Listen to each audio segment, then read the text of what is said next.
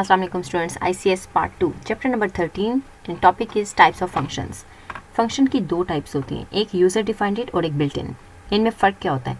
Built in functions वो functions होते हैं जो सी लैंग्वेज के अंदर पहले से डिफाइन हो चुके हों इसकी लाइब्रेरी में, जो आपकी हेल्प के लिए यूज़ होते हैं। अब आप कौन हैं? आप एक प्रोग्रामर हैं और सी लैंग्वेज के यूज़र हैं। यूज़र डिफाइंड मीन्स अगर आप प्रोग्राम कर रहे हैं, आप कोई एप्लीकेशन बना रहे हैं, उसके लिए प्रोग्रामिंग कर रहे हैं, तो आप अपने एप्लीकेशन के लिए जो फंक्शंस बनाएंगे उसे आप यूज़र डिफाइंड फंक्शन के नाम से जानते हैं। यानी आप जो फंक्शंस बनाएंगे, आप अगर एक प्रोग्रामर हैं तो आप ही यूज़र हैं। आपके बनाए हुए फंक्शंस को कहा जाता है यूज़र डिफाइंड फंक्शन, जिसको आप डिफ़ाइन करेंगे अपने प्रोजेक्ट के अकॉर्डिंगली कि उसमें क्या काम करवाना है आपने प्रोग्रामिंग लैंग्वेज से, यूज़र डिफाइंड फंक्शन में आएगा। प्री डिफाइंड तो आप ऑलरेडी यूज़ कर रहे हैं, जैसे मेन मेथड है। यहाँ पे भी कुछ एग्जांपल्स गिवन हैं। सी टाइप आप गेट कैरेक्टर यूज़ करते हैं, print F, scan F type के मेथड्स यूज़ कर चुके हैं। तो ये जो बिल्ट इन लाइब्रेरीज़ के अंदर पहले से मौजूद होती हैं उनको कहते हैं built in functions. User defined आपने क्या बनाना है, मिसाल के तौर पे आप एक प्रोग्रामर हैं, आपने एक एप्लीकेशन बनाई लाइक दिस। उसमें देखें काम क्या हो रहा है, इकोनॉमी और प्रीमियम, इनमें डिफरेंट ऑप्शंस मौजूद हैं। अब ये कुछ काम हो रहा है, ये कुछ फंक्शनैलिटी है जो परफॉर्म हो रही है, या फिर रिक्वेस्ट करनी है सिलेक्ट, ये भी एक फंक्शन है। ये प्रोजेक्ट के अकॉर्डिंगली बन रहा है। तो जो इसको बनाने वाला यूज़र है, सी लैंग्वेज उसको पहले से तो ये प्रोवाइड नहीं करेगा कि उसने किस तरह से रिक्वेस्ट को सिलेक्ट करना है। तो ये प्रोग्रामर ख़ुद से बनाते हैं अपने रिक्वायरमेंट के लिए, उसको फुलफ़िल करने के लिए। ऐसे फंक्शंस को यूज़र डिफाइंड फंक्शंस कहते हैं, जो यूज़र या प्रोग्रामर खुद डिफाइन करता है, उसने काम क्या करना है फंक्शन ने, उसको आप कहेंगे user defined functions.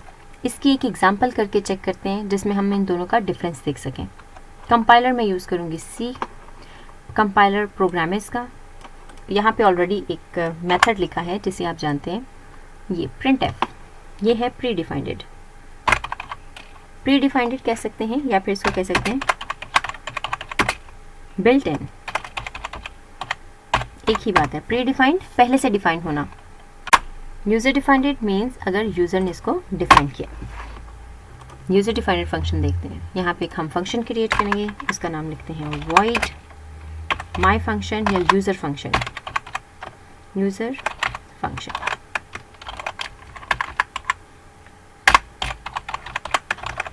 User defined function बनाने लगे हैं।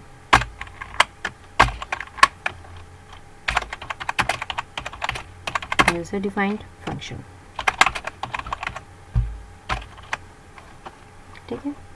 इसको हम कॉल करेंगे। ये स्ट्रक्चर्ड प्रोग्रामिंग अप्रोच है कि सब कुछ यहाँ नहीं लिखना, ये हमने अलग से एक फंक्शन क्रिएट किया और उसको यहाँ पे अब हम कॉल करेंगे। नाम लिखेंगे, फंक्शन को कॉल कैसे करते हैं, यूज़र जो उसका नाम है, आपको आपके नाम से कॉल किया जाता है ना, इस तरह से फंक्शन को हम इसके नाम से ही कॉल करेंगे। एस्केप सीक्वेंस ऐड करेंगे सो दैट ये डिफरेंट लाइन्स में आए। प्री डिफाइंड या फिर built in, this line is executed, this line main method की, ठीक है। सीक्वेंस चेक करें, पहले 12 लाइन पे है, 13 में हमने चूँकि कॉल किया है इसको, बेशक हमने पहले डिफाइन किया है लेकिन कॉल चूँकि बाद में किया है, जब इसको कॉल करेंगे तभी वो अपना फंक्शन परफॉर्म करेगा, इसलिए इसने बाद में यूज़र डिफाइंड को लिखा है। अगर हम फंक्शन को कॉल नहीं करते, उसको डिक्लेयर भी कर दिया हुआ है और उसकी डेफिनेशन भी बना दी हुई है, declaration this area and definition is this area, complete है फंक्शन। अगर हमने उसको इन्वोक नहीं किया या उसको हमने कॉल नहीं किया, दोनों सूरतों में एक ही बात है, इन्वोक करना या कॉल करना, वो एग्जीक्यूट नहीं होगा। इसको रन करके चेक करते हैं, क्योंकि मैंने कमेंट कर दिया, लेट्स सी, ये एग्जीक्यूट नहीं हुआ, रन नहीं हुआ। उसकी वजह क्या है? क्योंकि हम इसको कमेंट कर चुके हैं। ऑल्दो यहाँ पे ये डिक्लेयर्ड है, डिफाइंड है, इसको कमेंट नहीं किया, चूँकि मेन मेथड का हिस्सा नहीं बनाया इसको, तो मेन मेथड से बाहर जो कुछ भी होगा वो एग्जीक्यूट नहीं होगा। ये फंक्शन के एक यूज़ करने का तरीका है। अब इसको मैं दोबारा से कमेंट ख़त्म करती हूँ और इसको एग्जीक्यूट करके चेक करते हैं। Yes, it's working now.